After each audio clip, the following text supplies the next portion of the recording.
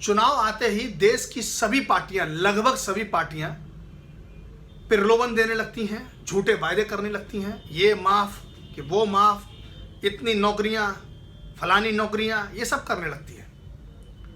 लेकिन हमारे देश की सुप्रीम कोर्ट क्या केवल न्यूज़पेपर में हेडलाइन बनाने के लिए ये कहती रहेगी कि साहब इस पर पार्टियों को गौर करना चाहिए, इस पर चुनाव आयोग को गौर करना चाहिए? भाई सुप्रीम कोर्ट है। अगर सुप्रीम कोर्ट चाहे तो इस चुनाव पर जो झूठे वायदे और प्रलोभन किए जाते हैं उन पर रोक लगा सकती है, उन पर गाइडलाइन जारी कर सकती है, एक तरीका बना सकती है कि जो व्यक्ति या जो सरकार आने वाली है, जो पार्टी लोगों को प्रलोभन दे रही है कि भैया हम इतने रोजगार क्रिएट करेंगे, यहाँ तक इकोनॉमी लेके जाएंगे, इतने लोगों को हम नौकरियां देंगे, हम इतना राशन मुफ्त बांटेंगे, हम इतनी बिजली फ्री दिलवाएंगे, जो लोग सरकार आने पर ये कहते हैं कि हम ये काम करेंगे, तो सुप्रीम कोर्ट को ये निगरानी रखनी चाहिए, क्या इन्होंने जो वायदे किए थे, मैनिफेस्टो जो जारी किया था, क्या 5 साल में पूरे हो गए?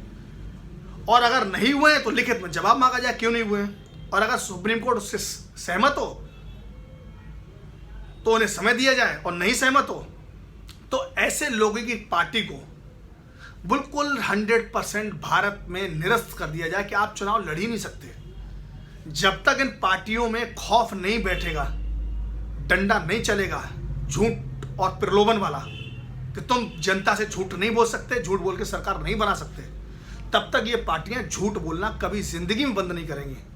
लोग मूर्ख बनते रहेंगे, दिमाग की जगह दिल से काम लेते रहेंगे, बरादरियों में बंटते रहेंगे, और सुप्रीम कोर्ट केवल ये नहीं कह सकता सुर्खियों में रहने के लिए कि भैया जो आपने वायदे किए हैं उनको आपको पूरा करना चाहिए।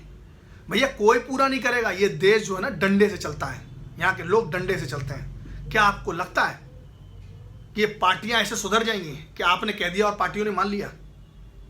आपको डंडा चलाना पड़ेगा, सुप्रीम कोर्ट को और चुनाव आयोग को मिलकर डंडा चलाना पड़ेगा। ये सब चीजें देखनी पड़ेंगी, तभी इस देश की जनता सुरक्षित और बिना ठगी महसूस करेगी। क्योंकि सरकार तो बन जाती है, फिर एसी रूम में चले जाते हैं, बॉडीगार्ड साथ में रहते हैं, मस्त खाना पीना खाते हैं, विदेशों में घूमते हैं, हुक्म चलाते हैं, डीएम अधिकारी को, एसएसपी अधिकारी को अपना बाप का नौकर समझते हैं। अधिकारी जैसे बिना पढ़ा लिखा गवार और कुबड्डा है, और ये नेता जो बैठे होते हैं बिना पढ़े लिखे, जो झूठे वायदों के प्रलोभन पर सरकार बनाई जिन लोगों ने, वो अपने आप को बहुत पढ़ा लिखा और काबिल समझने लगते हैं। आईएएस पीएससी तो बेचारा जो है वो अपने आप को ढक्कन समझने लगता है कहीं कहीं जगह पर। तो जब तक सुप्रीम कोर्ट इसमें इन्वॉल्वमेंट 100% नहीं लेगी सख्ती के साथ, तब तक झूठे वायदे होते रहेंगे, झूठे प्रलोभन होते रहेंगे, लोग बेवकूफ बनते रहेंगे, मूर्ख बनते रहेंगे, बरादरी के नाम पर लोग बढ़ते रहेंगे। हाँ, जिस दिन पार्टियों पे कमांड लगना शुरू हो गई कि झूठे वायदे अब कर ही नहीं सकते, अगर करे और पूरे नहीं कर पाए तो सुप्रीम कोर्ट या चुनाव आयोग का ये डंडा चलेगा, पार्टी निरस्त होने के चांसेस हैं। ये गारंटी कर लीजिए। भारत में 140 करोड़ के लगभग आबादी पहुंचने जा रही है।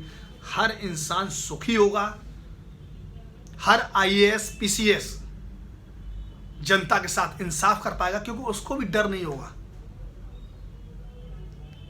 तो सुप्रीम कोर्ट प्लीज निवेदन है कि केवल भाषणबाजी ना करे, बल्कि जो भी केंद्र में सरकार है या अपने स्तर पर न्यायालय प्रक्रिया के स्तर पर जो काम कर सकती है जनता के हित में करे। क्योंकि सुप्रीम कोर्ट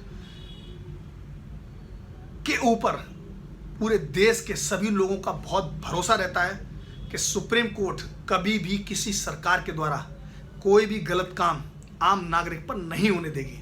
तो सुप्रीम कोर्ट का दायित्व है कि लोगों की रक्षा करे, लोगों को न्याय दिलवाए, और जो पार्टियां झूठे वायदे करती हैं उन पर डंडा चलाए, तभी न्याय मिलेगा हर जनता को। धन्यवाद। जय हिंद।